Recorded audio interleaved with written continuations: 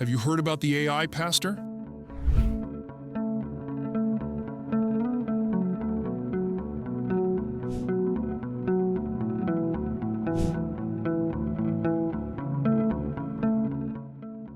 What if your next confession wasn't to a priest, but to a hologram of Jesus powered by AI? It's happening right now in Lucerne, Switzerland, at St. Peter's Church. They've introduced an AI-powered hologram of Jesus, known as Deus in Machina, to facilitate confessions. Imagine walking into a church and sitting face-to-face with a holographic Jesus who can converse with you in 100 languages and offer guidance based on New Testament teachings. This innovative yet controversial concept combines age-old traditions with cutting-edge technology. But it raises some big questions. Can a machine truly replace a human priest? What does it mean for the future of faith and religion? And perhaps the most intriguing question of all, what does it feel like to confess your deepest thoughts to an AI? In today's video, we'll dive into this fascinating intersection of faith and technology. We'll explore how Deus in Machina works, what people are saying about it, and what it might mean for the future of spiritual practices around the world. Let's uncover the details of this groundbreaking experiment that's making waves in both the religious and tech communities. Also, is this a profitable business idea? What it means for the developers? Stay tuned for the answers.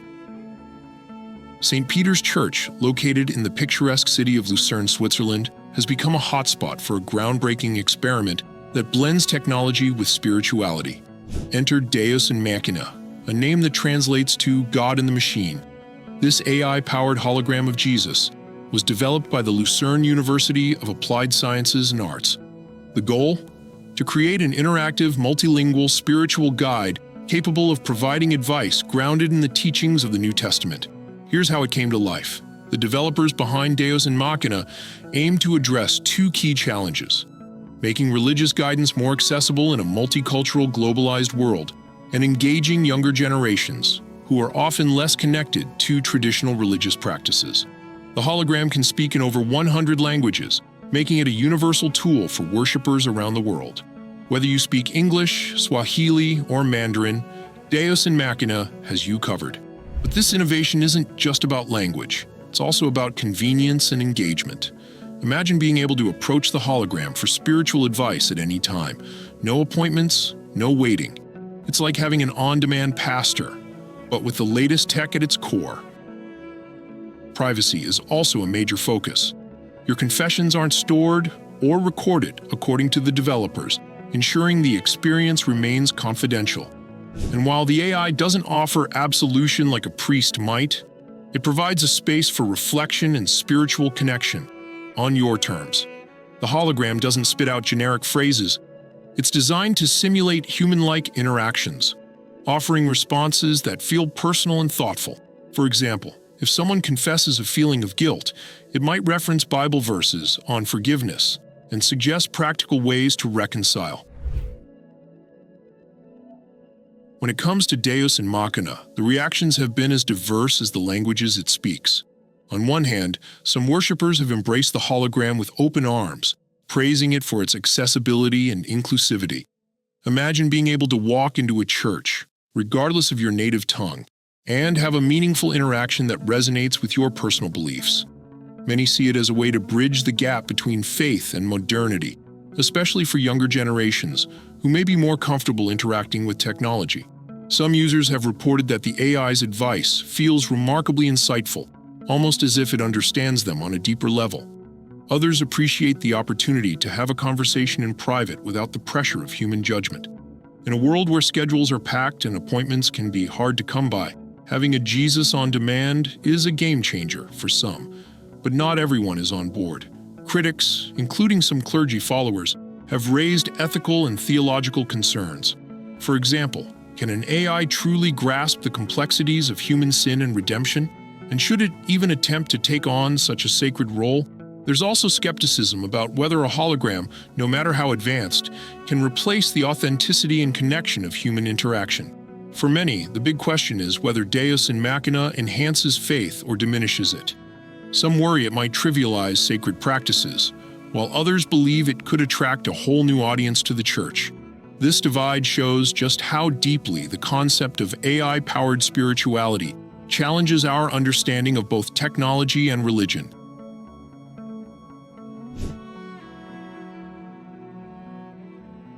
Deus in Machina isn't just a novel experiment. It's a glimpse into the future of how technology might intersect with faith and spirituality. The introduction of AI into religious practices raises some thought-provoking questions about the role of technology in areas traditionally rooted in human experience. For one, accessibility is a clear benefit.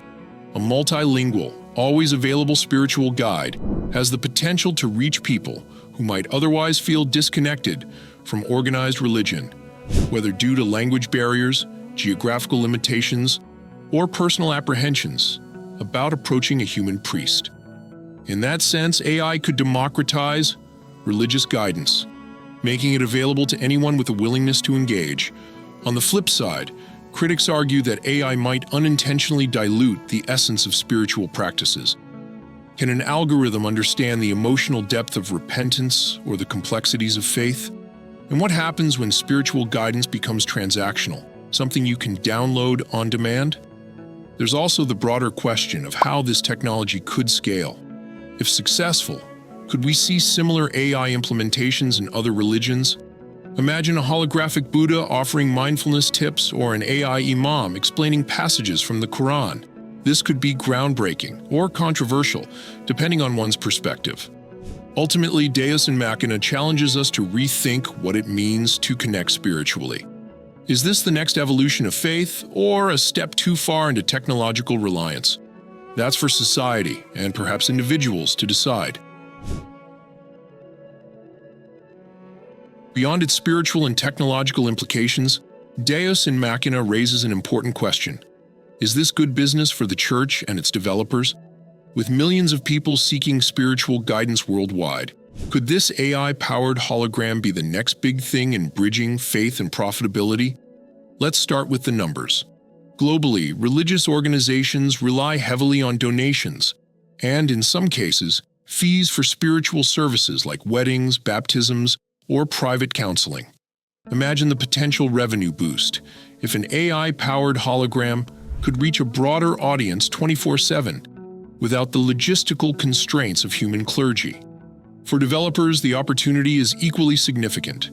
The technology behind Deus in Machina, multilingual AI, natural language processing, and holography, can be licensed to other religious organizations or adapted for different uses, like mindfulness coaching or counseling.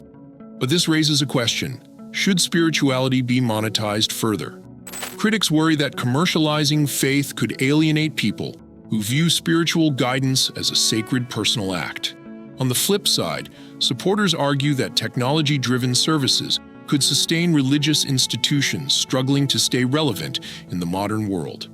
Another aspect to consider is scalability. If holograms like Deus in Machina gain traction, could we see pay-per-use models or subscription fees for AI-guided spiritual services? While it might seem unusual today, this could become a viable model for tech-savvy, financially constrained organizations. At its core, Deus in Machina represents a unique intersection of faith, technology, and business. Whether it becomes a sustainable model for spiritual organizations or faces pushback for commercializing sacred traditions remains to be seen. One thing is certain: where faith and innovation meet, there's always a potential for profit. As we wrap up this fascinating look at Deus in Machina, it's time to turn the conversation over to you. This AI-powered hologram of Jesus has sparked debate across the globe, and we want to hear your thoughts. Here are a few questions to consider. Would you trust an AI to provide spiritual guidance? Imagine sitting down with a hologram for advice on life's deepest questions. Does the idea of a machine interpreting sacred texts for you feel empowering, or does it cross a line? Do you think technology like this enhances faith or diminishes it? For some, AI offers a new way to connect with their beliefs. For others, it might feel like an impersonal replacement for the human connection that's central to religious practices. Should AI have a role in religion at all? While Deus in Machina is undoubtedly innovative, it opens the door to larger questions. Where do we draw the line between enhancing tradition with technology and fundamentally altering it? What's next for AI and spirituality? If this concept gains traction, could we see similar holograms in other religious practices? Is this a sign of a larger shift in how faith communities evolve with the times? Whether you see Deus and Machina as a step toward a more inclusive future or as a controversial experiment, one thing is clear. Technology continues to reshape every aspect of our lives, even the spiritual ones. Thanks for joining us on this exploration of AI and faith. If you found this video engaging, don't forget to like, share, and subscribe to AI Watchman for more deep dives into the fascinating ways AI is transforming our world.